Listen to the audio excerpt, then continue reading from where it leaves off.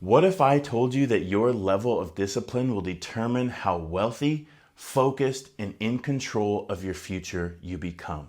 Not only is this biblical, but it's easier than you think. Before I discovered the power of discipline, my old habits kept me distracted, broke, and without any real freedom. But over the last 6 years, walking out discipline, I've purchased over 20 multifamily buildings, 85 plus units, which has created industry experience, passive income, and living my life on mission for God. But before we discuss the disciplines that actually change a person's life, we must first expose the one thing silently destroying your discipline: addiction to comfort. Addiction to comfort is the plague sweeping across the globe. Hours with our devices steal our time and our attention. Our reliance on instant gratification makes us instantly impatient. We have addiction to comfort in our relationships, in our willingness to do just the bare minimum to satisfy our most carnal desires. Addiction to constantly being entertained and stimulated. An addiction to comfort in having the approval of those around us. Luke chapter 6:44 says that each tree is known by its fruits. And the fruit of the comfort addiction is the "I'll do it tomorrow" mentality. But guess what? Tomorrow never comes. Or making excuses. You don't know how hard it is for me to do that thing. Or just complete avoidance of the things that are actually going to make a meaningful impact on our lives. And this leaves us broke, distracted, and without any real freedom. And the culmination of that is a life of mediocrity, a life of accepting what everybody else gets and never actually stepping into the fullness of what God has laid out for us. And I challenge you to think about your life right now. Who are the people that are really pushing the boundaries, pushing the limits as a child of God, as a spouse, as a parent, as a business owner, or as a professional? And I mean really laying it on the line. The truth is, very few are. And the ones that even say that they are oftentimes are pretenders. But what does that mean for people who are actually willing to step it out and do the hard work? That means that it's really easy to stand out. We are what we repeatedly do, which is exactly why the Bible tells us that faith without works is dead, because in order to take on the identity of a believer, we must walk it out. So we just looked at what it means to walk out a life of mediocrity, but what does it look like to walk out the life of someone who is successful? The concept that I am about to share with you was first shared with me by my mentor, Kirk Nace, many years ago, and has been a foundational force on my path towards success. When I look at the successful business owners and individuals that put God first, this concept is present in their lives. From Craig Rochelle to Tim Tebow, Josh Howerton, Myron Golden, and the list goes on. They are using this concept as a guiding light. Kirk Nace calls this concept the 5 fits, or in the context of this video, we will call them the 5 disciplines, and they are listed in order of importance. So we will start with the most important one first, and that is to be spiritually fit or spiritually disciplined. And within that, we must first live righteously. Matthew 6:33 says, "Seek first the kingdom of God and his righteousness, and then all of these things will be added unto you." So walking in the commandments of God. Those who love God follow his commandments. So we must live a life that looks like Jesus. And in order to live righteously, we must understand what that looks like. So we have to get the word in us. We have to read the word of God. John 1:1 says, "In the beginning was the Word, and the Word was with God, and the Word was God." So that means that the Bible is the inerrant word of God. It is a truth that does not shift. So in order to find success, we have to live off of a foundation of truth. And that means we must keep God's word in our heart. When we face trials, when we face different challenges, the first place that we go is the word of God. And that will be our guiding light to keep us moving forward. And then, of course, we must be in prayer.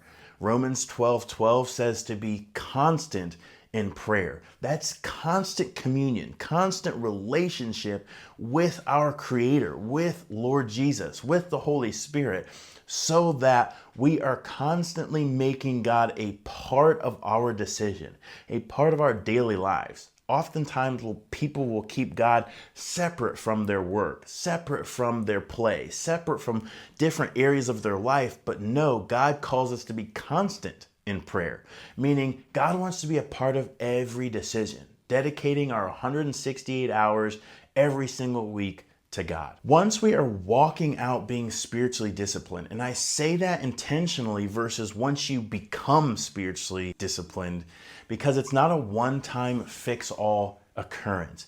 It is a daily discipline and focus to make God number one in everything that we do. So once we are walking that out, that overflow is going to pour into our next most important level, which is being relationally disciplined. And the reason this one is number 2 is because the only thing that we can take into heaven with us are the people in our lives who we shared the gospel with and brought them into the kingdom of God through faith in Christ Jesus, which Jesus said he is the way, the truth, and the life, and nobody gets to the Father except through him. So our relationships are most important, and relationships are the spice of life. So to be relationally disciplined, we must give, whether it's our time, our money, or our experience, to the people that in our lives, whether it's our close friends and family, whether it's our inner circle, our church or mastermind community, or the people in our community that we are called to serve.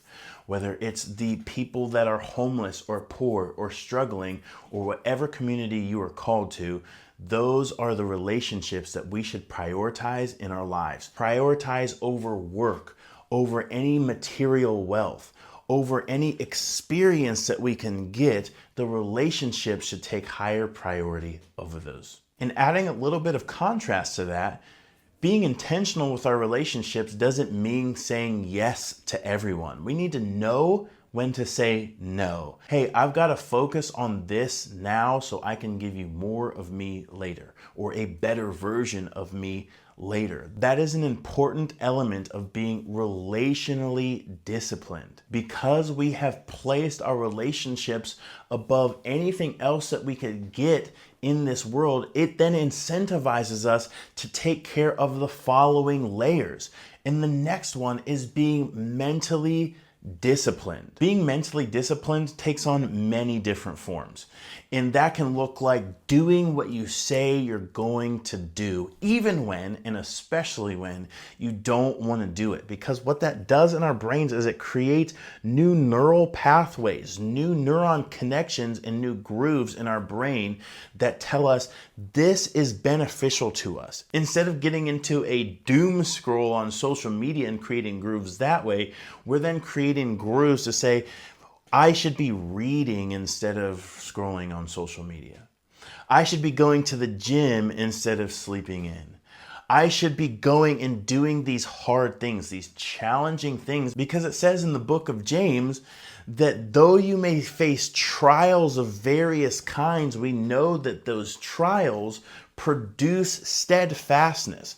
Those trials produce character. So when we say we are going to do the hard thing, we create in our lives perseverance. We create character, because when we think of the people in our lives or the people that we look up to online, they are known for doing the hard thing. They are known for being consistent.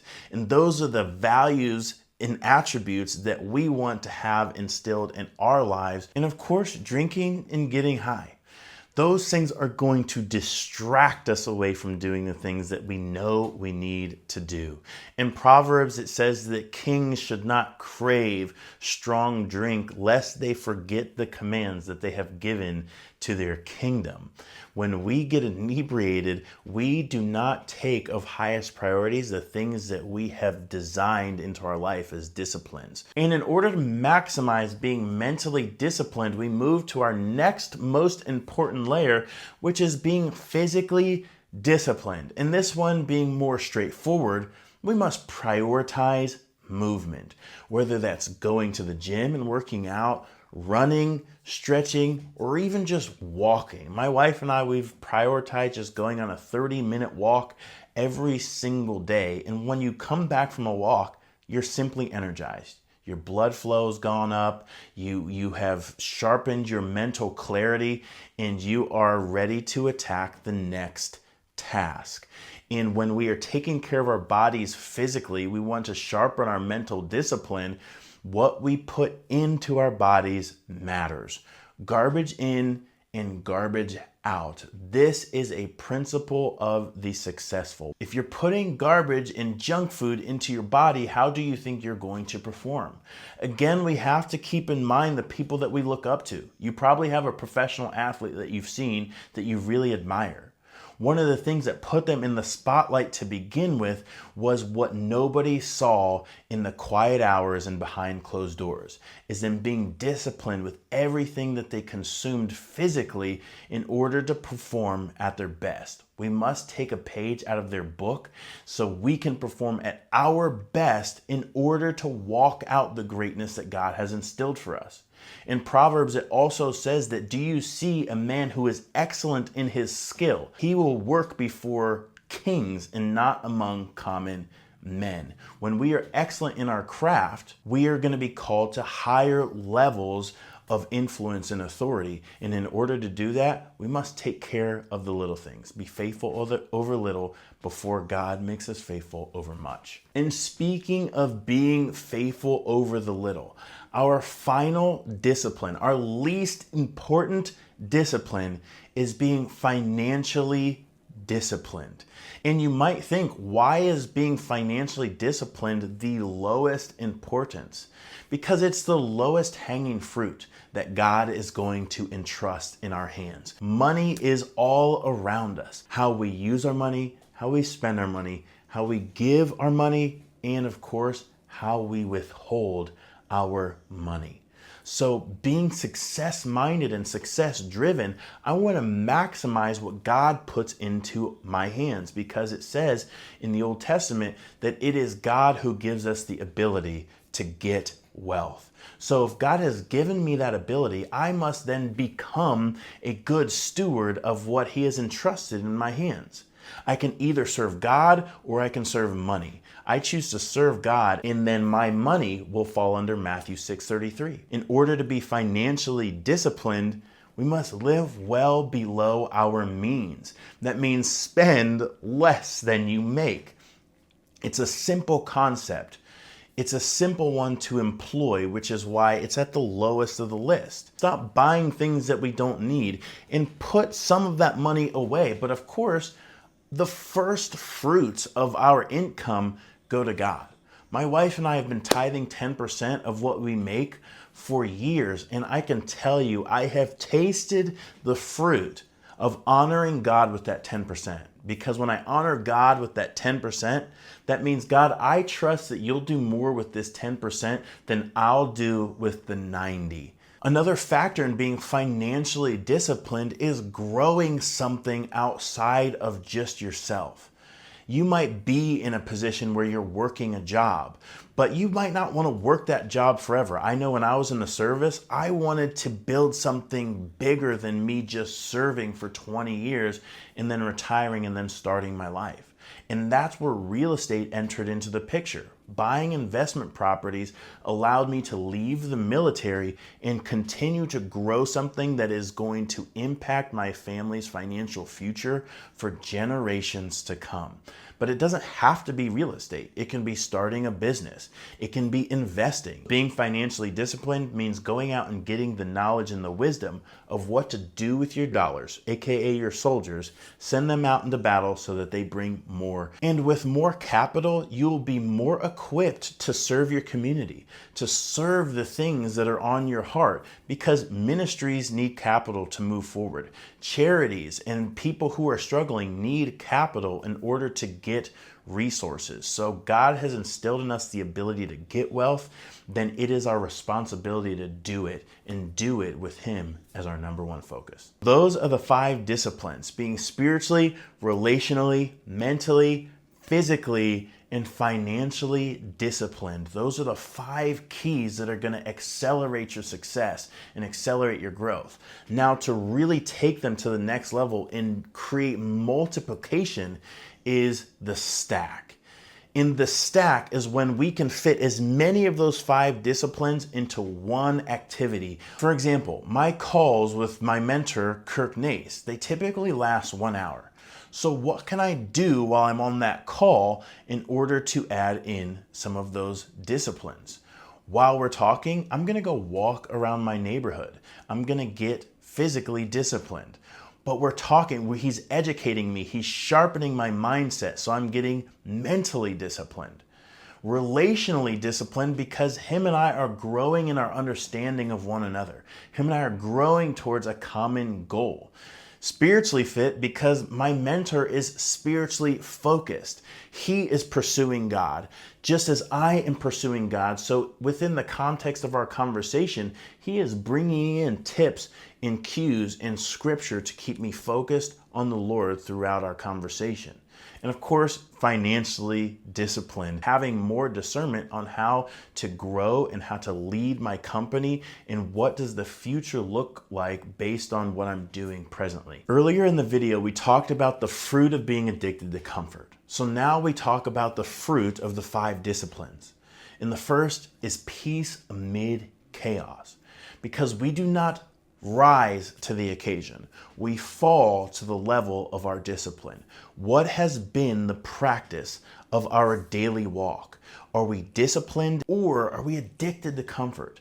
Addicted to the mediocrity of life? Alignment with what matters most. Because the 5 disciplines are ranked in order, that gives us a framework. So when we are aligned with God, family, enterprise, we are going to have energy and vitality to keep going and to grow what God has instilled in us. And the most important fruit that grows from walking out the 5 disciplines is the identity shift that occurs. If you have undeniable evidence that you are who you say you are becoming, you are doing the things that that person would do, aren't you that person? And then when the things of life or the people of life try to come and attack that, not only are we falling to the level of our discipline, but we have a completely different identity. An identity of someone who follows God, who places relationships above all things, who sharpens their mental clarity and brings strength through their physical discipline and manages their money with strength and wisdom. How could anything come against what you have been building? If you always do what you've always done, you will always get what you've always gotten. But if you change what you've always done, you will get something new that you would have never gotten. If this video has served you in any way or blessed you in any way, go ahead and leave a like or a comment. I'd love to hear your thoughts in what you got from this video. But most importantly, I pray that God blesses you and that you walk out the 5 disciplines, because I am convinced that it will change your life forever. May God bless you and Godspeed.